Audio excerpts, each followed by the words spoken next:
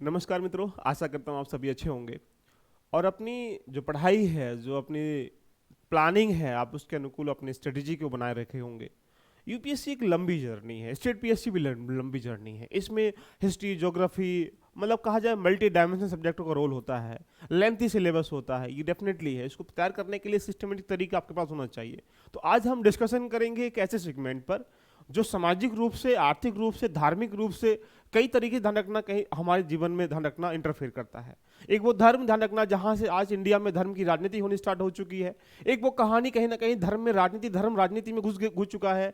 यहाँ पे अगर देखा जाए, कुछ मुद्दों को छोड़ भी दिया जाए तो बाकी जो डिबेटें होती हैं न्यूज़पेपर के माध्यम से या बाकी जहां भी प्लेटफॉर्म है डिबेट करने के, वहां शिक्षा पे कोई बात नहीं करता, वहां स्वास्थ्य पे कोई बात नहीं करता, वहां कहा जाए तो इनोवेशन पे कोई बात नहीं करता, वहां कहा जाए तो एक प्रकार से हम लोग, जो हमारा समाज है कहीं ना कहीं घिसा पड़ा है, यहाँ पे जंजाल में फंसा पड़ा है, उन जंजीरों में ध्यान रखना जिसको हम तोड़ ही नहीं पा रहे हैं। अगर 70 साल के बाद भी हम आदमी का दिमाग चेंज नहीं कर पाए, आदमी के दिमाग के आइडिया चेंज नहीं कर पाए, तो देश में शिक्षा का होना कोई लाजवाब बात नहीं है। हमारी शिक्षा व्यावसायिक शिक्षा होनी चाहिए। आज के समय में इंडिया का जो युवा है वो, अगर कहा जाए तो 12th करने के बाद, यूजी करने के बाद, पीजी करने के बाद भी इतना स्थायी तरीके से कंफर्ट नहीं हो पाता कि अपने जीवन में इकोनॉमिकल स्ट्रेंथ हो पाए। फिर वो सोचता है कि मैं करूं क्या जीवन में। तो दो रास्ते हैं, जो कंपनी को चाहिए वो पढ़ाई नहीं है, जो पढ़ाई हो रही है कंपनी को नहीं चाहिए। तो हमें कहीं ना कहीं रिफॉर्म करने पड़ेंगे। रिफॉर्म कैसे करने पड़ेंगे, इसके बारे में हम लोग चर्चा करेंगे। इससे पहले जो आज का तत्कालीन इशू है, जो बहुत डिबेट का कारण बना हुआ है, इसमें हम लोग बात करते हैं। करंट अफेयर, सबको पता है करंट अफेयर मेजर सेगमेंट है, जहां पर आपको प्रीलिम्स क्वालिफाई करने के लिए, मेंस क्वालिफाई करने के लिए, आप स्टेट का एग्जाम दे रहे हो, बीपीएससी का एग्जाम दे पा रहे हो, बहुत इंपॉर्टेंट रोल अदा करता है। लगभग 25 से 30 क्वेश्चन एवरी एग्जाम में यहां से पुट होते हैं। तो इस सेगमेंट को कभी हम इग्नोर नहीं करना चाहिए। पढ़ना कैसे चाहिए बात कर लेते हैं। पढ़ाई करने के कई सारे तरीके होते हैं, उसको हम लोग इकोनॉमिकल एस्पेक्ट से जोड़ने कोई न्यूज आ रही है, या कहा जाए तो पॉलिटिकल एस्पेक्ट से जोड़ लीजिएगा, ज्योग्राफिकल एस्पेक्ट जोड़ लीजिएगा। लेकिन हमें कैसे याद करना है कि इसमें फैक्ट भी हो तो दिमाग में आ जाए, हमें कैसे पढ़ना है कि इसमें कंसेप्ट हो तो दिमाग में बिल्ड हो जाए, हमें बार बार कंसेप्ट को पढ़ने की रिक्वायरमेंट ना हो।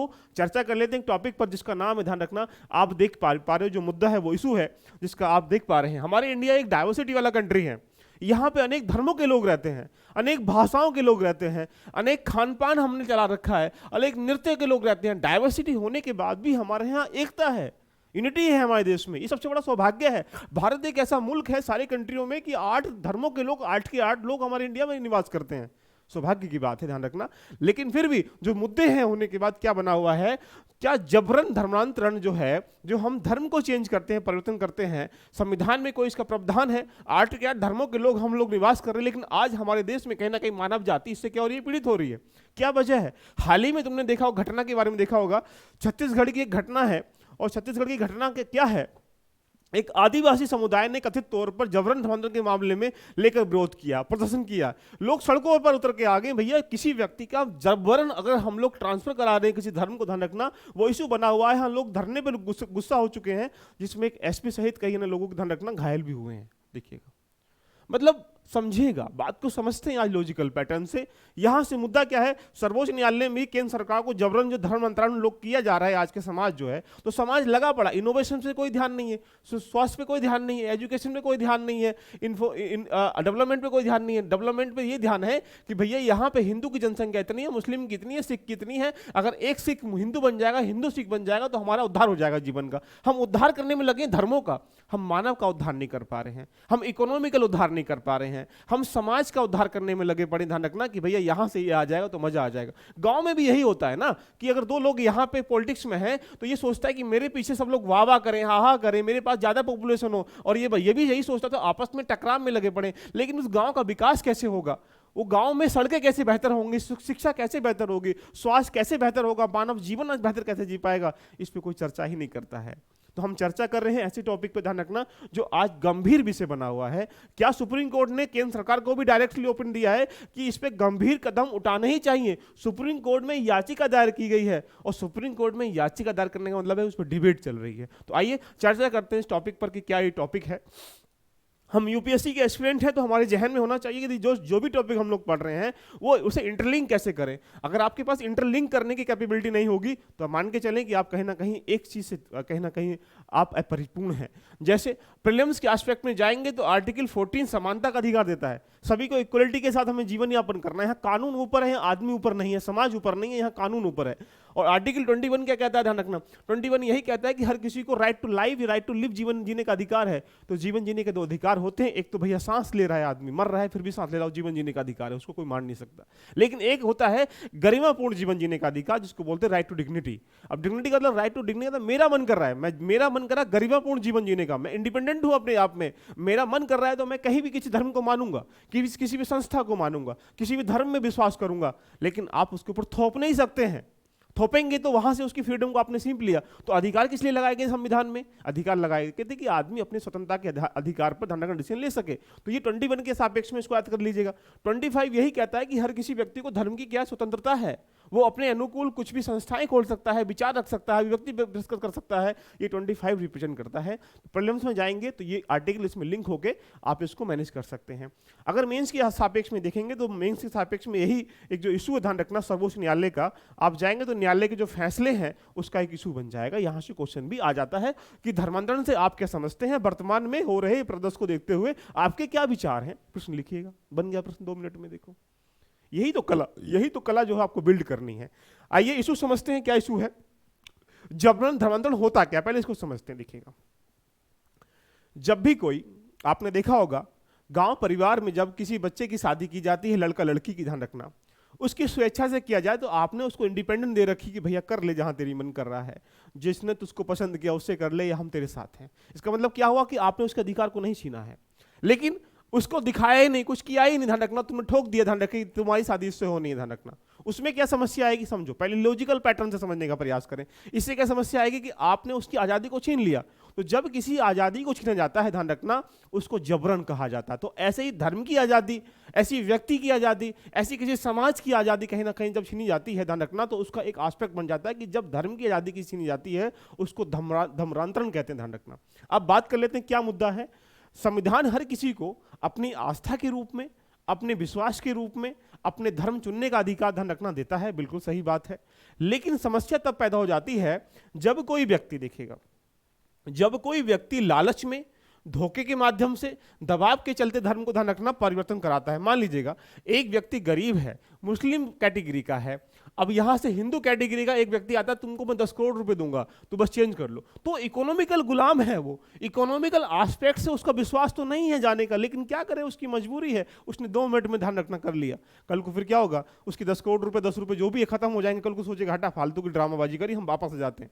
या उसने कुछ विरोध किया। जब धर्म चेंज किया जाएगा तो उनकी आस्थाओं में बिलीव करना पड़ेगा, वो जैसी क्रियाएं करनी पड़ेंगी, मंदिर में जाना पड़ेगा, सारी चीजें करनी पड़ेंगी, तो वो उसका अंदर का जो इंसान बैठा हुआ वो जो गवाही नहीं देगा कि तुझे करने के लिए, तो यहां से समस्याएं पैदा होंगी। तो यही बोल रहा है कि जब कोई व्यक्ति लालच के चक्कर में, धोखे के चक्कर में, दबाव के चलते धर्म को परिवर्तन करता है, ध्यान रखना, तो उससे इन आधारों पर धर्म परिवर्तन करवाया जाता है। तो इसी को जबरन क्या बोलते हैं, धर्मांतरण कहते हैं। सपोज कर लीजिएगा एक प्रेमी है, ए प्रेमी है और ये बी प्रेमिका है। ये क्या है, यहां से मैं कह सकता हूं ये मुस्लिम है और ये हिंदू है। आजकल यही चल रहा, श्रद्धा आफ्ताब को तुमने देखा भी होगा, बहुत सारे केस आपने देखा होगा, टीटे टाबी को, अथर आमिर को भी देखा होगा। ये बहुत एग्जाम्पल मिलेंगे देखने के लिए। जब प्रेम होता है तो प्रेम में आदमी पागल हो जाता है, वहां धर्म, समाज, घर, परिवार सब क्या होता है, साइड में ताक पर रख दिया जाता है, वहां अपनी इच्छाओं को आगे रखा जाता है। जब वो इच्छाएं भर जाती हैं तो इच्छा भरने के बाद क्या होता है, यहाँ पे शादी होने के बाद ये धर्म का प्रेशर, समाज का प्रेशर, क्रियाओं का प्रेशर आ जाता है। तो जब उसका याद आता है कि हमने ये नहीं करना चाहिए था, इसका मतलब यार यह रहा कि यहां से धर्म परिवर्तन एक ऐसी अवस्था है, कहीं ना कहीं इकोनॉमिकल एस्पेक्ट से या पारिवारिक एस्पेक्ट से, ध्यान रखना, आदमी कर ही डालता है। लेकिन अब यहां से हमने पॉइंट लिखा, देख लीजिएगा, दूसरे धर्मों के बहिष्कार के क्रम में किसी विशेष धार्मिक समुदाय के विश्वासों को अपना, ध्यान रखना, यानी आप हिंदू हैं, दूसरा मुस्लिम में, ध्यान रखना, ये सोच के कि भाई हमारे मुस्लिम में अच्छी बातें नहीं होती, हम हिंदू को कन्वर्ट कर लेते हैं, ऐसी विश्वास करना और कन्वर्ट हो जाना, ये भी धर्मांतरण की व्यवस्था है। नंबर 2 पॉइंट, धार्मिक पहचान के परिवर्तन और विशेष अनुष्ठानों के परिवर्तन का प्रतीक होता है कि यदि आप चेंज कर चुके तो वहां पहले वाले उसमें आप विश्वास नहीं किए थे, पहली बात ही निकल के आती है। नंबर 3, लोग अपने धर्म को छुपाकर या गलत तरीके से दूसरे धर्म के व्यक्तियों के साथ शादी कर लेते हैं, ये भी क्या है, धर्मांतरण है, बात समस्या पैदा होती है। अब यही से समझो, अगर ये सब धर्मांतरण है, चेंजिंग है धर्म का, ध्यान रखना, तो इससे क्या क्या समस्या पैदा हो रही होंगी ये आप जानते हैं। मुद्दा क्या है, उस मुद्दे पे हम लोग आते हैं। क्या इशू है, जबरन धर्मांतरण होने से होने वाली समस्याएं कौन कौन सी हैं, उसको मैंने लिखा है। पहला पॉइंट, यह संप्रदायवाद और कट्टरवाद की समस्या को जन्म देती है। जिसको हम लोग सांप्रदायिक का मतलब ये हुआ कि हमने एक धर्म पे विश्वास करना। मान लीजिएगा कि मैं हिंदू धर्म में पैदा हुआ और मैं मुस्लिम धर्म को ना मैंने पढ़ा है, ना जाना है, ना देखा है, ध्यान रखना, सिर्फ ये जानता हूं कि वहां पे नमाज की जाती है, ये लोग ऐसा खाते हैं, ये लोग इस तरीके से पहनते हैं, लेकिन मैंने उसको रिसर्च नहीं किया कि सही है गलत है। तो जब मैं जिस धर्म में पैदा हुआ उसमें मेरा बिलीफ आ जाता है, विश्वास आ जाता है कि यही धर्म है, क्योंकि मैंने जीवन भर वही देखा है। तो मैं दूसरे वाले धर्मों को, ध्यान रखना, नीच समझने का प्रयास कर लेता हूं, दूसरे वाले व्यक्ति को बेकार समझने का प्रयास कर लेता हूं। तो ये जो भावना है, ये जो फीलिंग है, कहीं ना कहीं संप्रदाय को जन्म देती है। उस सांप्रदायिक जन्म होने के बाद अपराध हो जाते हैं, क्राइम होते हैं, हिंसा होती है, और वही क्या होता है, ध्यान रखना, एक प्रकार से भारत की आंतरिक शक्ति को कमजोर करने का प्रयास करता है। कट्टरवाद की भावना हो जाती है कि भैया हम हिंदू हैं, ध्यान रखना, ये मुस्लिम है तो ये बेकारी आदमी होगा, या मुस्लिम है तो ये हिंदू बेकारी आदमी होगा। ऐसी जो भावना है वो कट्टरवाद को भावना क्या करती, जन्म देती है, और वो देश के लिए हानिकारक होता है कहीं ना कहीं। आगे चलते हैं। इससे समुदायों के बीच आपसी बेमनस्ता होती है, यानी जो समुदाय है, हिंदू मुस्लिम सिख ईसाई, ये सब में आपस में टकराव होने लगता है। तो आपस में जो भावना है, ना तो डेवलपमेंट की भावना रहती है, ना भाईचारे की भावना रहती है। किसी भावना को हम लोग यहाँ आगे नहीं बढ़ा पाते हैं। आगे कभी कभी धर्मांतरण न करने वालों के साथ हिंसा भी की जाती है, नॉर्मली बात है, आजकल हो ही जाता है।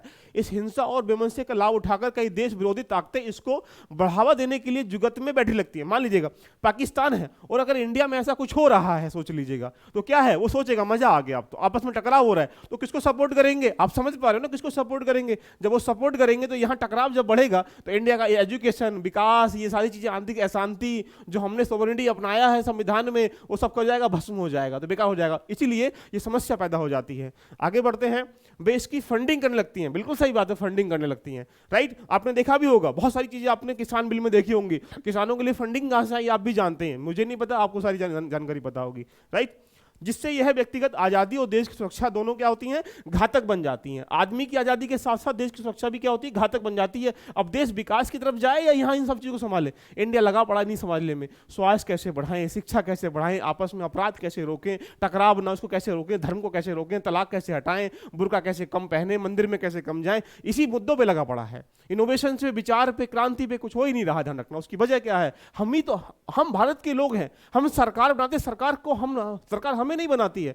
हम सरकार को बनाने के बाद सरकार से डिमांड ही ऐसी करते हैं कि भैया लाओ 5 किलो गेहूं, हमारे घर में गेहूं नहीं है। वो तुम्हारे ऊपर गेहूं देगी ना, नहीं देगी तो कल को तुम उसको चुनोगे नहीं, क्योंकि लोकतंत्र में ताकत किसमें, जनता में होती है। जनता बोल रही है मेरे घर में शौचालय बनाओ, लैट्रिन करने के लिए मेरे पास शौचालय नहीं है। शौचालय दुनिया में बन जाए, ध्यान रखना। क्या मंगलयान पे पहुंच पाएंगे? क्या अंतरिक्ष पे रिसर्च कर पाएंगे? नया इनोवेशन ढूंढ पाएंगे? क्या कोरोना की बीमारी कैसे है इसको देख पाएंगे? हम लगे पड़े इन्हीं सब मुद्दों पर, ध्यान रखना। 8 करोड़ मामले सुप्रीम कोर्ट, हाई कोर्ट में पेंडिंग है इन्हीं मुद्दों को लेकर, जो रियल में डिबेट ही नहीं हो पाती, मुद्दों पर डिबेट हो रही, भैया तुमने धर्म चेंज कर लिया, हटाओ यार। तो यही सब चीज ध्यान देनी है। 7, भारत के धर्मनिरपेक्ष ताने वाने, जो हमारा एक धर्मनिरपेक्ष है कि सभी धर्मों का समान हम लोग आदर करेंगे, सम्मान करेंगे, वो ताक पे रख दिया जाता है, ध्यान रखना। उनकी आंतरिक मूल्यों की कहीं ना कहीं कानूनी, ध्यान रखना, खतरा पैदा होता है। ये समस्याएं और भी हो सकती हैं, लेकिन इनको ध्यान में रखते हुए मेंस के एस्पेक्ट में दिमाग में रखना है, ध्यान रखना। आगे चलते हैं। संवैधानिक प्रावधान, आर्टिकल 25 यही कहता है कि हर किसी व्यक्ति को, ध्यान रखना, संविधान का आर्टिकल 25 यही कहता है कि धर्म को मानने, प्रचार करने और अभ्यास करने की स्वतंत्रता की गारंटी है। सभी धर्म के लोगों को अपने धर्मों के इस मामले का प्रबंधन करने की अनुमति देता है, ना कि दूसरे धर्मों को प्रबंधन करने के लिए। ये नहीं कहता कि भैया हम हिंदू हैं तो हमारी स्वतंत्रता इतना नहीं है कि दूसरे वाले बंदे को जबरदस्ती आ जा भैया इधर आ जा, तेरे को ये करना ही पड़ेगा, तो पीटेगा, ध्यान रखना। तो यहां ऐसा होता है नहीं होता ये आपको पता है। तो यदि, हालांकि ये सार्वजनिक व्यवस्था नैतिकता है, वो स्वास्थ्य के अधीन है, ना कि मतलब ये रहा कि किसी को मानसिक गुलाब बना के, किसी को प्रेशर में करके। यही तो होता है ना, किसी दूसरे धर्म से शादी क्यों हो रही है? प्रेम हो गया ना, तो प्रेम प्रेशर में होता, तुमको करनी पड़ेगी, नहीं तो मर जाऊंगा, नहीं तेजाब फेंक दूंगा, नहीं ये कर दूंगा, वो कर दूंगा, ये सब होगा ना। आगे, कोई भी व्यक्ति अपने धार्मिक विश्वासों को जबरन लागू नहीं करेगा। इस प्रकार व्यक्ति को उसकी इच्छा के विरुद्ध किसी भी धर्म का पालन करने की मजबूर नहीं किया जाएगा। ये संविधान कहता है। संविधान ये नहीं कहता कि तुम्हें दूसरे को भी ग्रहण कराने की तुम्हारी आज़ादी है, ये नहीं देता, ध्यान रखना। यानी इसका मतलब ये रहा, तुम अपनी ही प्रेमिका से शादी करोगे, तुम्हें दूसरे की प्रेमिका अच्छी लग रही है, उसका तुम्हें अधिकार नहीं दिया, अपनी की प्रेमिका से शादी करने का तुमको अधिकार है, राइट। आगे चलते हैं यहाँ से, मौजूदा कानून के बारे में बात करते हैं कि प्रेजेंट में सिचुएशन क्या निकल के आ रही है। अब जान लेते हैं यहाँ से, धार्मिक जो रूपांतरणों में प्रतिबंध या विनियमित करने का कोई भी केंद्रीय कानून नहीं है। सेंटर के पास कोई लॉ नहीं, ध्यान रखना। अब मजे की बात देखिए, कोई कानून ही नहीं है। बस ये संविधान 25 में डिफाइन कर रखा है। आगे हालांकि 1954 के बाद से कोई मौकों पर धार्मिक जो हुआ है, संसद में निजी विधेयक पेश नहीं किए गए, अभी तक कोई पेश नहीं किए। हम यही तो लगे पड़े हैं आज तक, डिबेट भी लगा पड़ा इंडिया भारत जो है। आगे इसके अलावा 2015 में केंद्रीय कानून मंत्रालय ने कहा था कि संसद के पास धर्मांतरण को लेकर विरोधी लेकर कानून पास करने की कोई विधायी शक्ति नहीं है, इसलिए विधायी शक्ति ही नहीं है तो कानून कैसे पास कर दिया जाएगा, तो ये आसक्ति है। आगे वर्षों से कई राज्यों ने जो बल है, धोखाधड़ी है, प्रलोभन के माध्यम से धर्मांतरण हुए हैं, प्रतिबंध करने के लिए कानून बनाए गए हैं। जैसे जिसमें क्या है, उड़ीसा का कानून आया था 1967 में, गुजरात लेके आ गया था 2003 में, यहाँ से झारखंड भी लेके आ गया था 2017 में, उत्तराखंड भी लेके आ चुका 2018 में, कर्नाटक भी लेके आ चुका 2021 में, ध्यान रखना। तो कुछ वो राज्य हैं जहां धार्मिक स्वतंत्रता के लिए कानून को लेके आ चुके हैं और वो प्रयास कर रहे हैं कि आपस में टकराव ना हो, ऐसा किया जाएगा तो आपको दंड दिया जाएगा। आदमी डरता कहां से है, दंड से डरता। अब दंड की प्रक्रिया ही नहीं होगी तो आदमी क्या करेगा, खुल के खेलेगा। ध्यान रखना, भारत में यही तो कहा गया है, दंड को और मजबूत बनाया गया है। एक आदमी यहाँ अपराध करता है और अपराध करने के बाद उस अपराध को सेटिस्फाई करने के लिए कोर्ट में जाता है कि भैया मैंने अपराध नहीं किया, दूसरा कह रहा है इसने किया है। इसी मुद्दे पर कई वर्षों तक बहस चलती रहती है कि इसने किया, इसने नहीं किया। ध्यान रखना, और यही करते करते, डिबेट करते करते हमारा जो जीवन काल है वो आगे बढ़ जाता है, तो न्याय मिलता ही नहीं है। इसलिए हमारा जो विश्वास है वो न्यायपालिका से लगातार धीरे धीरे उठना प्रारंभ हो जाता है। यही वजह है। आगे चलते हैं। जबरन धर्मांतरण पर पाकिस्तान में उम्र कैद है, बिल्कुल सही बात है। नेपाल में भी कहीं ना कहीं कानून है। तो हमें क्या करना है, सुप्रीम कोर्ट ने कहीं ना कहीं जबरन धर्मांतरण को देश में सुरक्षा के लिए खतरा बताया है। जो याचिका में कहा गया है वो जस्टिस SR शाह और जस्टिस हिमा कोहली के द्वारा की जो बेंच जो कही थी, जो सोलिसिटर जनरल होते हैं, उनसे कहा गया है कि इसे रोकने के लिए उपाय खोजें केंद्र सरकार। क्योंकि हमारे पास 3 पॉइंट होते हैं, ध्यान रखना, एक लेजिस्लेचर होती है, एक एग्जीक्यूटिव होती है और एक जुडिशरी होती है। यही तो कानून बनाएगी, ये फॉलो कराएगी, ये न्याय करेगी, भाई कोई दिक्कत तो नहीं है। लेकिन जब ये कानून ही नहीं बनाएगी तो ये लागू कैसे होगा, लागू नहीं होगा तो यहाँ पे न्याय कैसे होगा। तो जरूरी है कि यहाँ कानून बने, लो बने। तो इसने कहा कि भैया तुम उपाय खोदो, यहाँ यह बहुत गंभीर मुद्दा है। और ऐसा नहीं किया गया तो आने वाले समय में इसके खतरनाक, ध्यान रखना, कहीं ना कहीं आपको देखने को मौका मिलेंगे। और हो रहा है छत्तीसगढ़ में, मैंने बताया अभी हाल ही में घटना हुई है जहां पे लोग धरना देने के स्टार्टिंग कर ली चुके हैं। तो ये घटनाएं, अब आगे हम करते हैं कि फ्यूचर में क्या करना चाहिए। ऐसे कानूनों को लागू करने के लिए सरकार को यह सुनिश्चित करना चाहिए कि वे किसी व्यक्ति के मौलिक अधिकारों को सीमित ना करते हुए, न ही इसे राष्ट्रीय एकता को क्षति पहुंचाते हुए, ऐसे कानूनी मामलों में स्वतंत्रता, दुर्भाग्यपूर्ण धर्मांतरण के मध्य संतुलन को बनाना पड़ेगा। इसका मतलब यह है कि आदमी इंडिपेंडेंट ही है। अगर हमने कानून बना दिया कि कोई भैया यहां से धर्मांतरण नहीं करेगा तो आपने तो फंडामेंटल राइट्स को छीन लिया ना। इसका मतलब ये भी तो कहता है कि भैया इंडिपेंडेंट है आर्टिकल, कुछ भी करे। 21 यही कहता है, गरिमापूर्ण जीवन। भाई मेरा मन तो नहीं लग रहा है मुस्लिम धर्म में, मैं तो हिंदू एक्सेप्ट करूंगा, तो ये अधिकार भी उसको दिया गया है, लेकिन जबरन नहीं दिया गया, इसके लिए कानून बनना चाहिए। तो ये, इसके लिए हमें क्या करनी पड़ेगी, एक प्रकार से पूरा लॉ मेंटेन करना पड़ेगा, तब जाके हमारे पास जो इशूज है, ध्यान रखना, ये निपट जाएंगे। तो कैसी लगी चर्चा, मेंस के एस्पेक्ट में, प्री के एस्पेक्ट में? अगर आप इस तरह से, ध्यान रखना, करंट अफेयर के लगभग 400-500 टॉपिक का संयुक्त तरीके से डाटा इकट्ठा कर लेते हैं, करंट अफेयर आ जाएगा आपकी मुट्ठी में। आप उसके बाद जब एग्जाम में प्रश्न आएंगे, चाहे स्टेट में फैक्ट बेस आए, चाहे कंसेप्ट बेस आए, चाहे एप्लीकेशन बेस आए, उनको आराम से टैकल कर पाएंगे। और यदि इवन कहा जाए तो अगर आप इंटरव्यू में पहुंचेंगे और ये मुद्दा ही आपसे पूछा गया कि धर्मांतरण करने का जो विषय है आपके दिमाग में, आपके विचार से सही है गलत है, तो आप उसको दोनों एस्पेक्ट से बता सकते हो कि धर्मांतरण अगर जबरन किया गया है या फिर धोखाधड़ी से किया गया है या किसी और तरीके से किया गया तो वो गलत है, लेकिन उसने स्वेच्छा से किया है तो वो सही है। क्या है, इंडिपेंडेंट है इंडिया में, आज़ादी, कहीं कुछ भी करे, मतलब नहीं बनता। भाई हम मंदिर में जा रहे हैं, चर्च में जा रहे हैं, मस्जिद में जा रहे हैं, इंडिपेंडेंट है, ध्यान रखना। हमें क्यों रोका जा रहा है, ध्यान रखना, क्योंकि आर्टिकल 21 यही कहता है गरिमापूर्ण जीवन जीने का अधिकार है। भैया कुछ भी करो, तुम्हारे ऊपर डिपेंड है। तो दोस्तों मिलते हैं नेक्स्ट टॉपिक के साथ। ये पूरी सीरीज चलती रहेगी। यदि आप इससे लाभान्वित हो पा रहे हो तो एक दूसरे को शेयर करिएगा और जानिएगा कि धर्मांतरण मुद्दा क्या है, क्या इशू है, कहाँ इसका रोल है, कैसे करना है। कैसी लगी चर्चा एक बार कमेंट करके जरूर बताइएगा। और आज की क्लास को यहीं करते समापन। All the best, love you all.